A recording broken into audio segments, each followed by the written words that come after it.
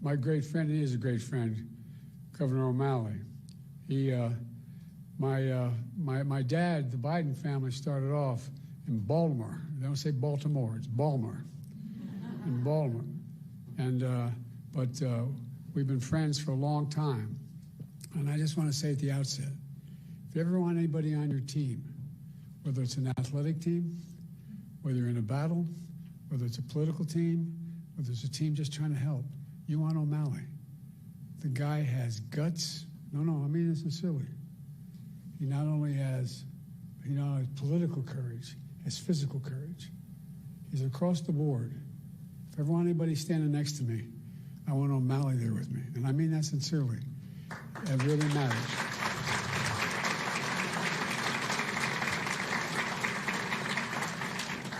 You know, I always kid Maryland because Delaware, the second smallest state, we share the eastern shore of Maryland with Maryland.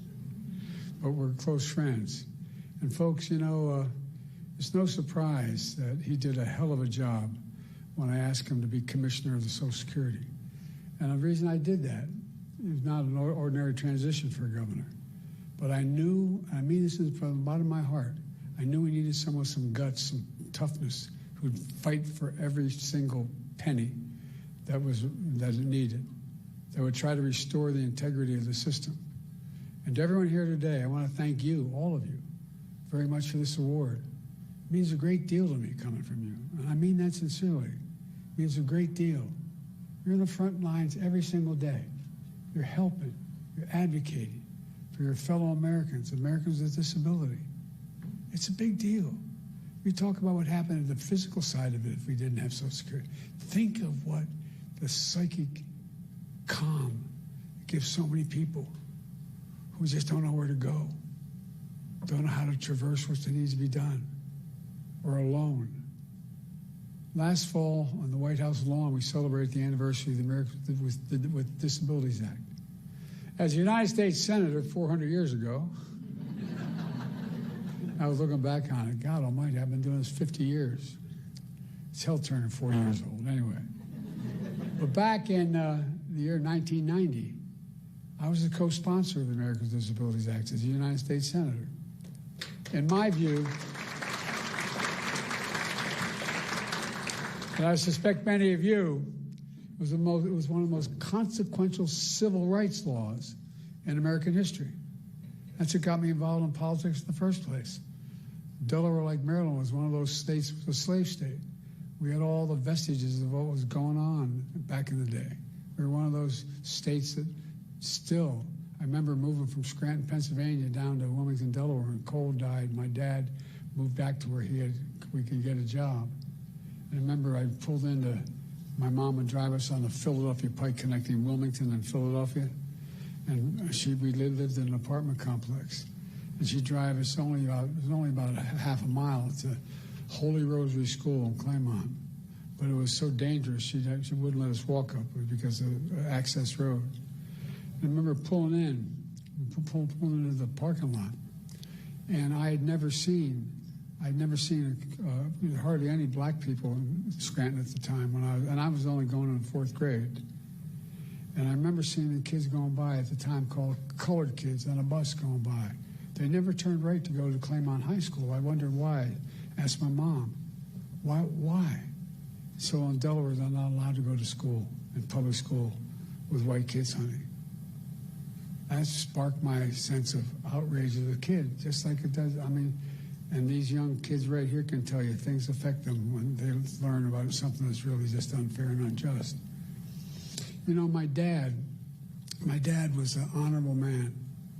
And my dad used to have an expression. He said, Joey, your job's about a lot more than a paycheck. It's about your dignity. It's about respect. It's about being able to look your kid in the eye and say, honey, it's going to be okay, and mean it. Well, that's what you're all about. That's what the legislation's about. It's about dignity. Simple dignity. Everyone deserves to be treated with dignity, regardless of their standing, regardless of economic situation, regardless of who they are. It's who we are as Americans. regardless of their standing, regardless of the economic situation, regardless of who they are, making sure that more than 60 million Americans who are living with disabilities are treated with dignity is who we are as Americans. That's what it's about. I mean it. Dignity at work, at school, in their communities, in every corner of American life. Laws like the ADA need advocates like you. You're the ones that keep it going, God love you. You fight like hell every single day to make sure the law is respected and your clients' rights are protected.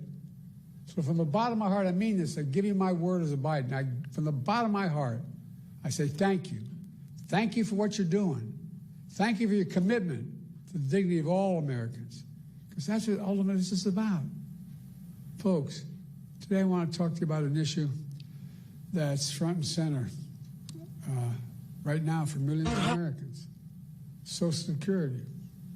You know, some of you may know the Democrats have declared today the Save Social Security National Action Day, National Day of Action, I should say.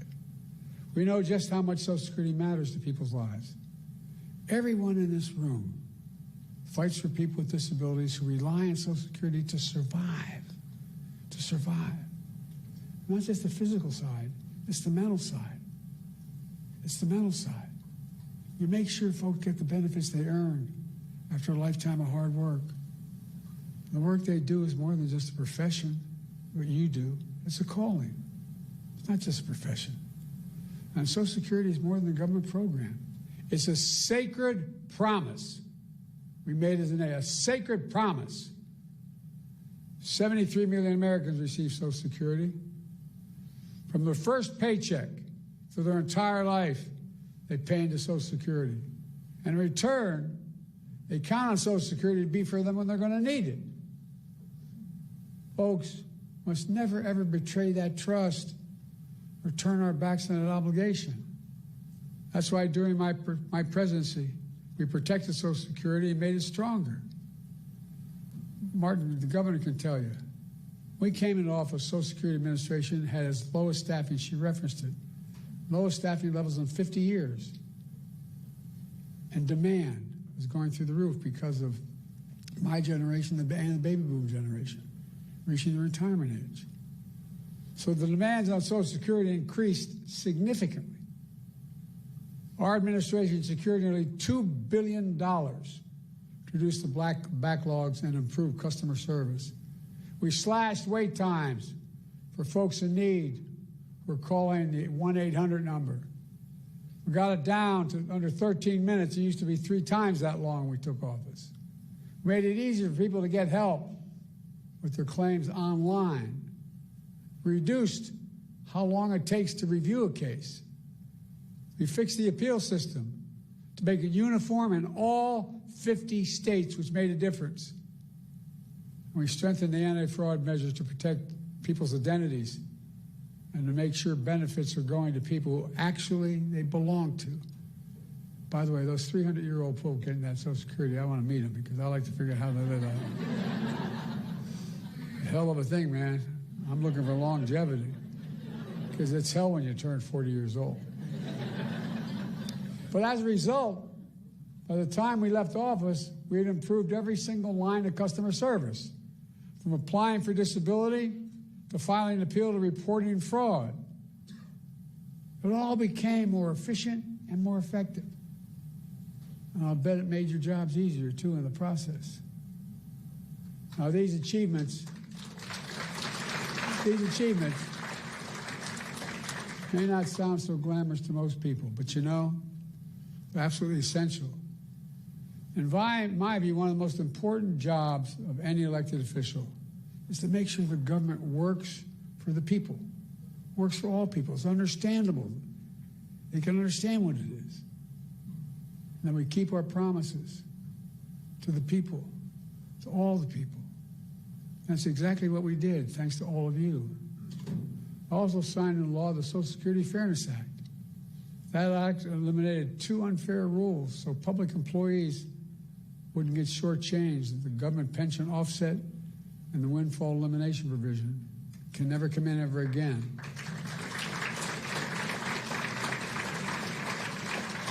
So as a result, more than 2 million people are now finally receiving the full benefits they earned. And remember, we also faced a constant threat by some members, Republican members of the Congress, to cut and gut Social Security, period. Cut and gut it, period. They wanted to let Social Security expire every 5 years. That was a proposal. Let it expire every 5 years unless reauthorized by the Congress. Who in the hell do they think they are? Every 5 years and then wait around and be... well. I will not go further or get in trouble, but look, folks.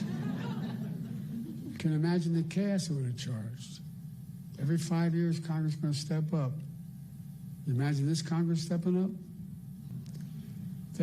They threatened to raise the retirement age as well.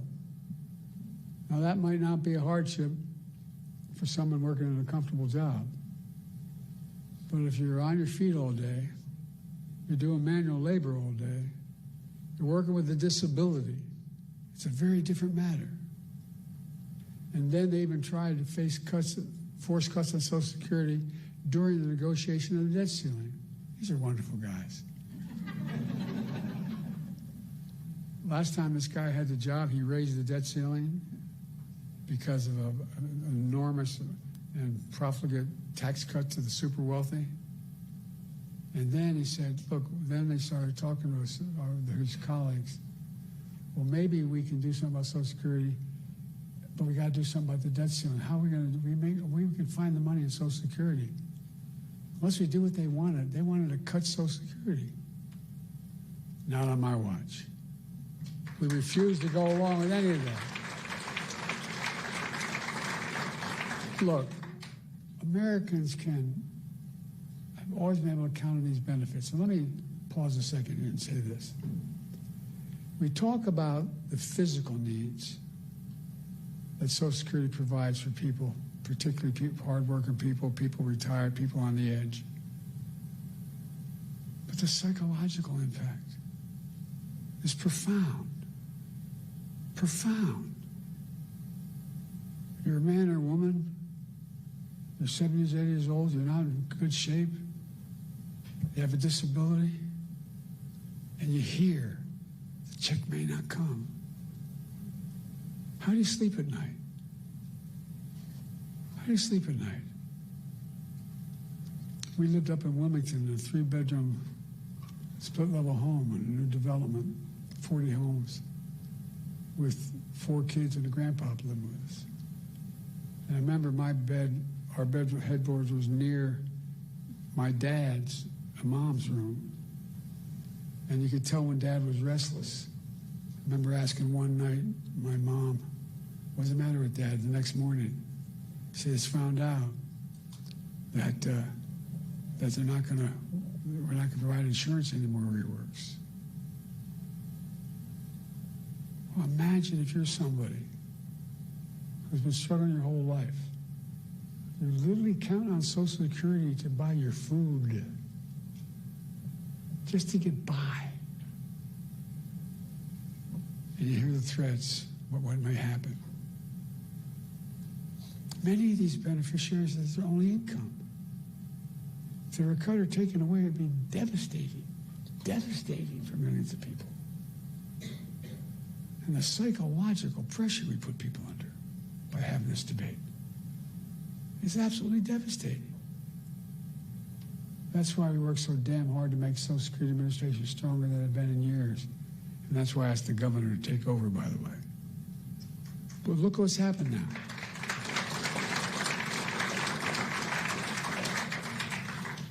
Fewer than 100 days, this new administration has done so much damage and so much destruction. It's kind of breathtaking it could happen that soon. They've taken a hatchet to the Social Security Administration, pushing an additional 7,000 employees, 7,000 out the door in that time, including the most seasoned career officials. Now they're getting ready to push thousands more out the door. Already we can see the effects. For example, thousands of people use the Social Security website every single day to check on their benefits and submit their claims. But now, the technology division of the Social Security Administration has been cut in half. And so the website's crashing. People can't sign on to their accounts. What do you think it does to that woman's living alone at 74 years checking, just not able to even find out whether she can't even find out what that disability claim is she has? She can't file a new disability claim.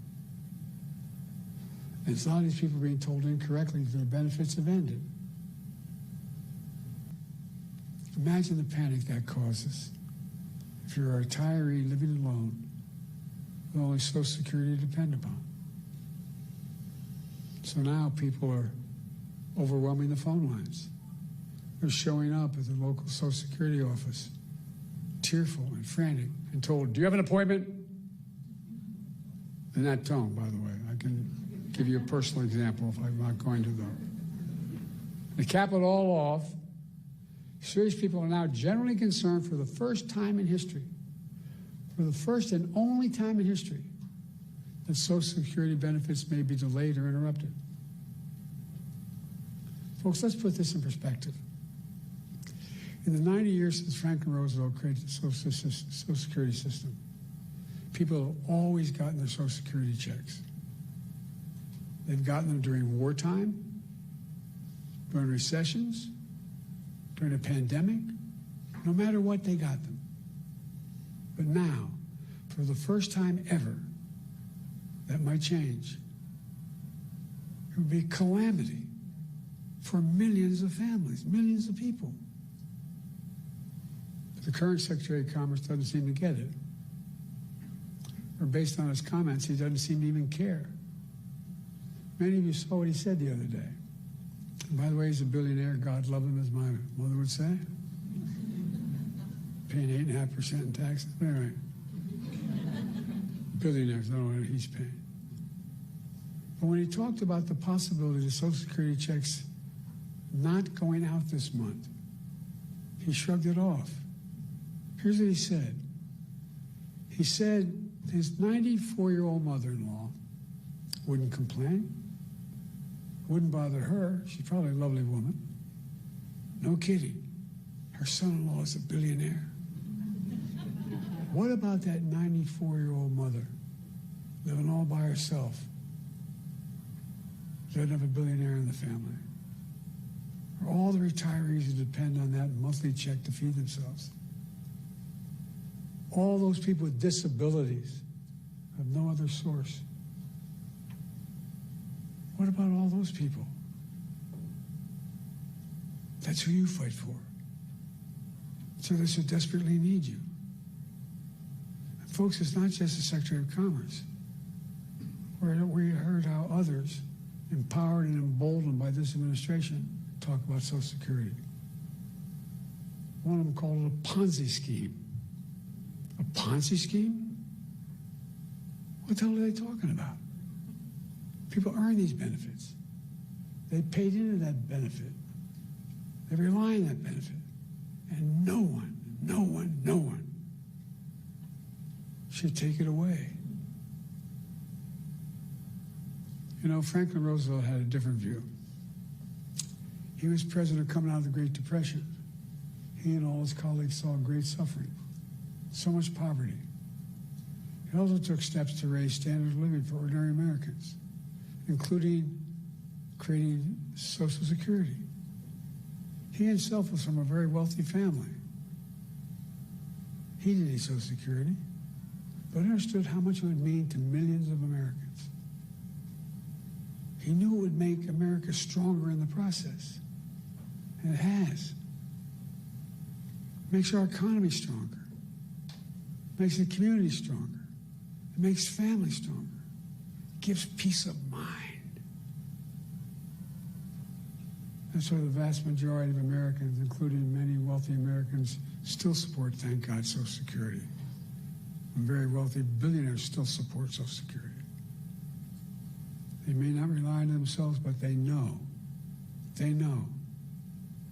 Social Security deserves to be protected for the good of the nation as a whole. You got to ask yourself.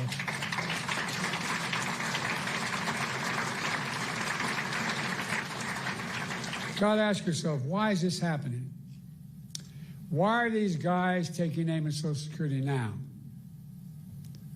Well, they're following that old line from tech startups.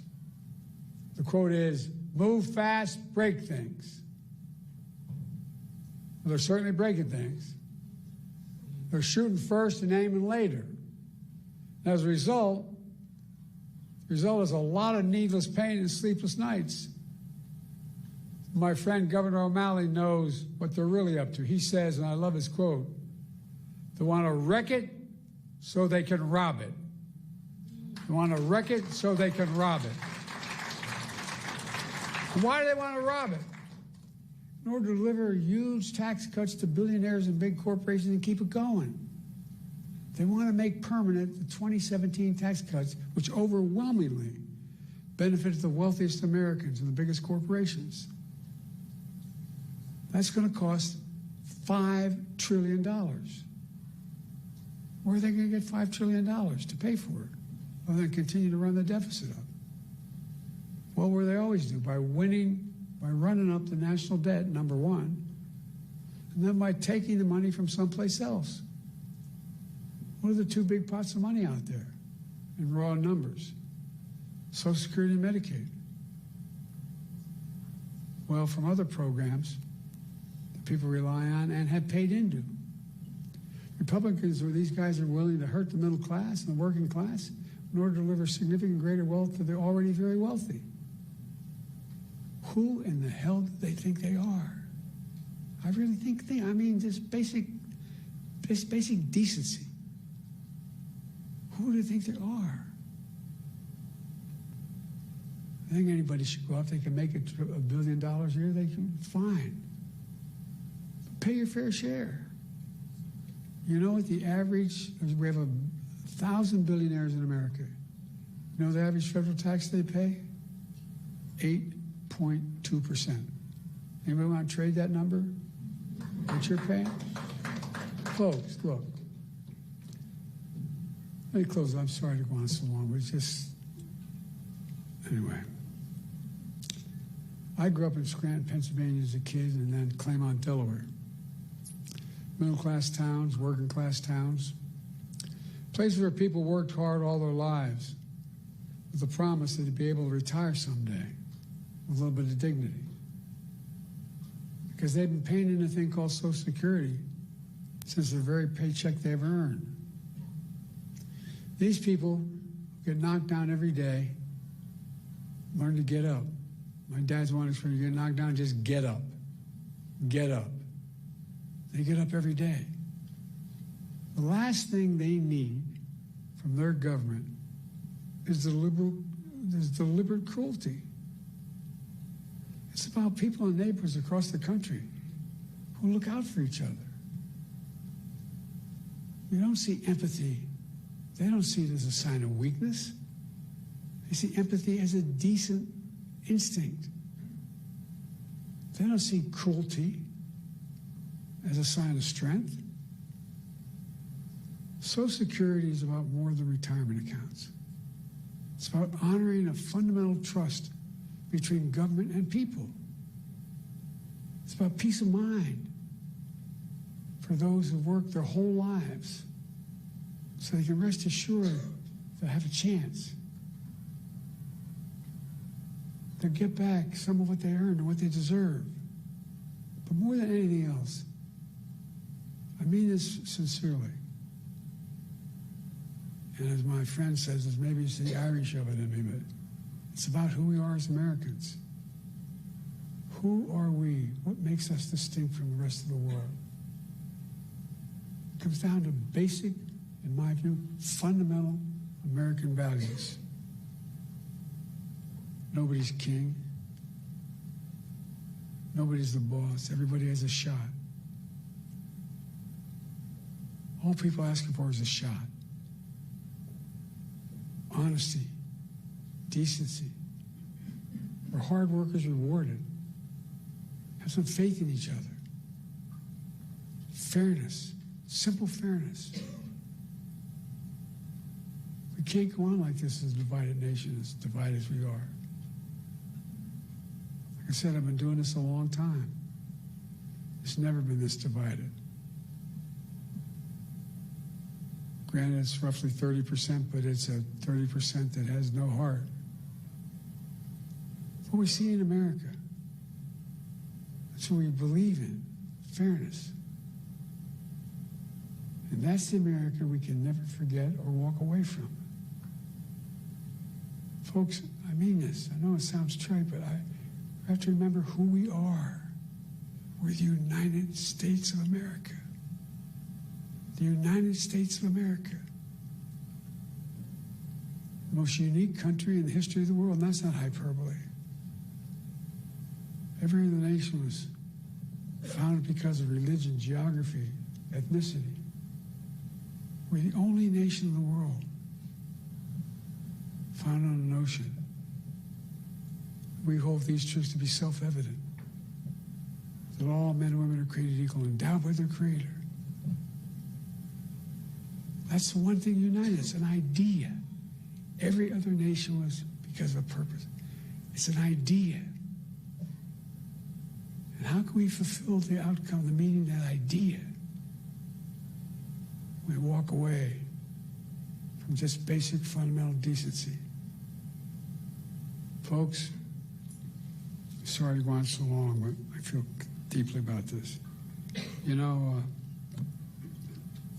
you've heard me say it before, and I'll say it again. There's nothing beyond the capacity of America to do when we do it together. Let's do it together. God bless you all. May God protect our troops. Thank you for what you do. And thank you for this wonderful award.